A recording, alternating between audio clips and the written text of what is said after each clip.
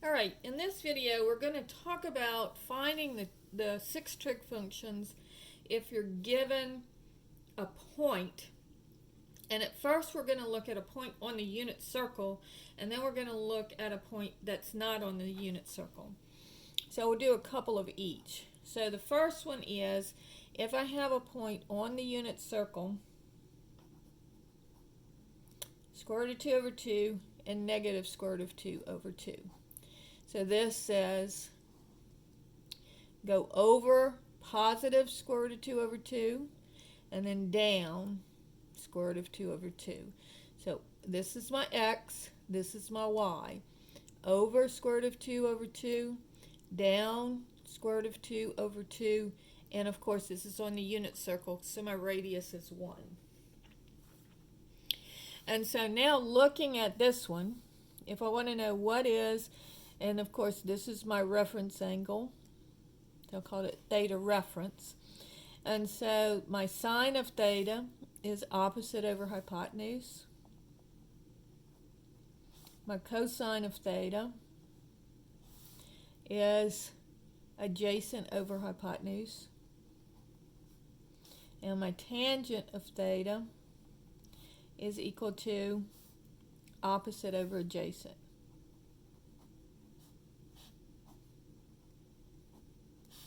So now notice that this will cancel with this, so the answer here is negative 1.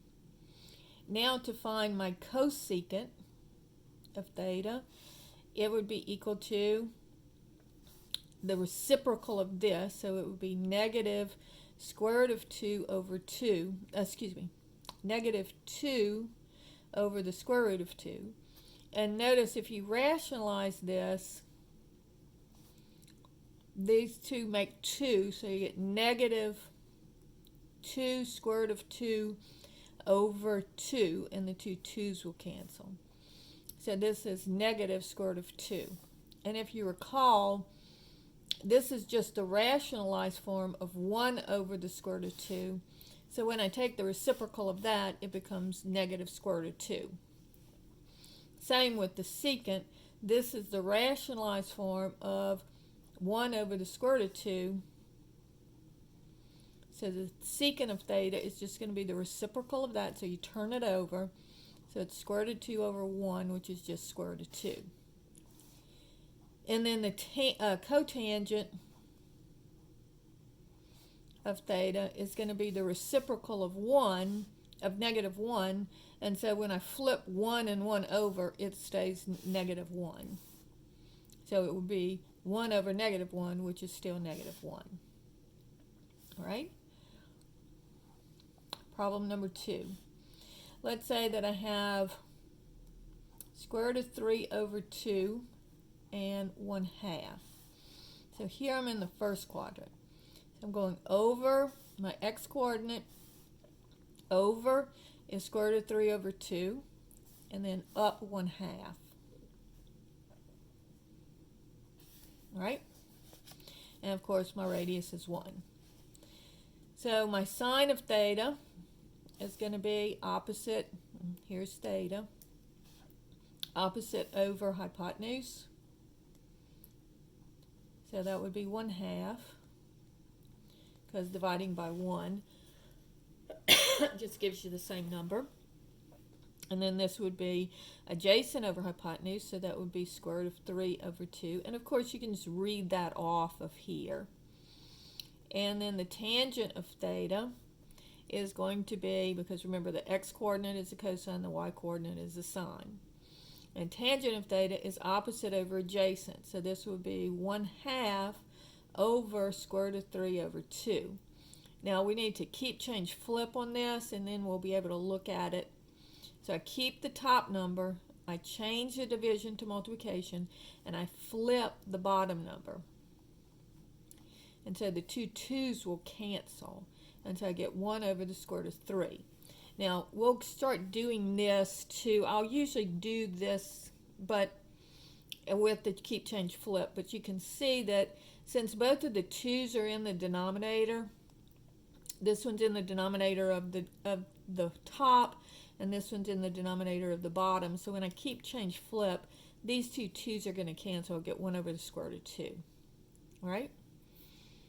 Now, the cosecant of theta is going to be the reciprocal of this. So instead of 1 over 2, it would be 2 over 1, which is just 2.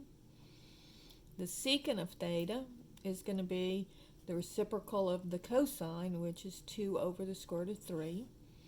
And then the cotangent of theta is the reciprocal of the tangent, which would be the square root of 2 over 1, which is just the square root of 2. All right, now I can also do this with just a regular point that's not on the unit circle. So if I have the point 3 comma, let's make it negative 3 comma 7 to put us in a different quadrant. So this says to go over negative 3 and up 7.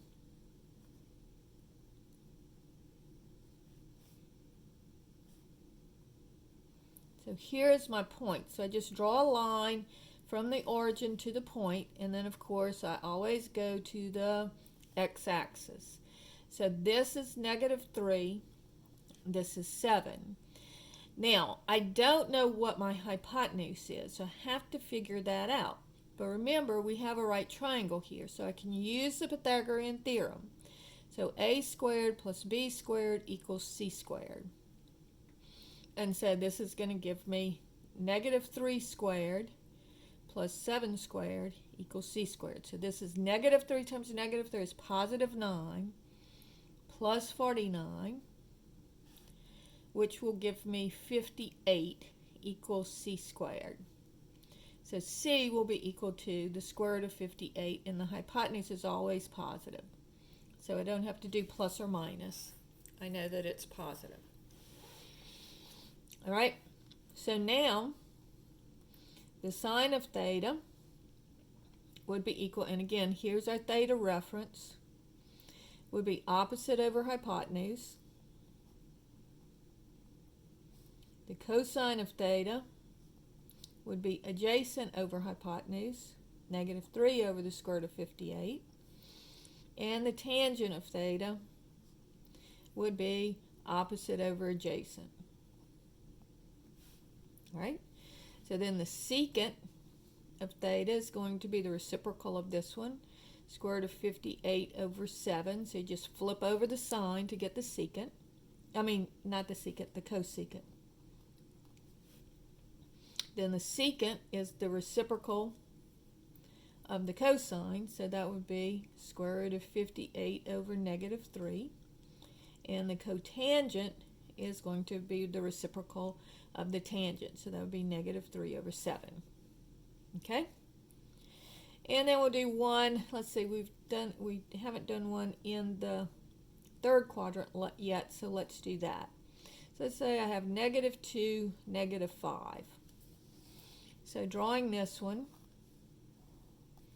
I'm going to go over negative 2 and down 5. 1, 2, 3, 4, 5. And I just draw to the origin from that point and then go to the x-axis. So that's how you draw it. And again, here's my theta reference. And so this is negative 2 and this is negative 5. So to find out my hypotenuse, a squared plus b squared equals c squared. So negative 2 squared plus negative 5 squared equals c squared. And remember, on these will always be positive, because when I square negative 2, negative times negative gives me positive 4. So this will always be a positive number plus another positive number. So I get 4 squared plus 4 plus 25 equals c squared. So that's 29 equals c squared. So c would be the square root of 29. All right. So the sine of theta will be opposite over hypotenuse, negative 5 over the square root of 29. The cosine of theta will be adjacent over hypotenuse, negative 2 over the square root of 29. And the tangent of theta would be opposite over adjacent. Okay? Then we're going to look at cosecant of theta is the reciprocal of the sine. So that would be just flip over the sign. So instead of negative 5 over 29, it's square root of 29 over negative 5. The secant of theta is the reciprocal of the cosine. So I get square root of 29 over negative 2. And the cotangent of theta is going to be the reciprocal of the tangent. So it would be 2 over negative 5.